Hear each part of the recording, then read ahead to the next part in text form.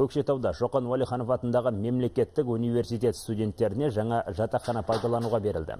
5 қабатты ғимарат 310 адамға лайықтап салынған. Мәжіліс залы мен 120 орындық асханасынан бөлек әр қабатта оқу залдары мен 2 шағын ас үй орналасқан. Студенттердің жатақханаға қай уақытта кіріп шыққаны олардың қолдарындағы арнайы электронды карта арқылы бақыланады. Айта кетейік, қазір аталған университетте 5000 жас білім алып жатса, оның 700-ден астамы серпін бағдарламасымен оқуға келгендер. Ал жаңа студенттер үйінің ашылуы барлық білімгерлерді жатақханамен толық қамтуға мүмкіндік беріп отыр.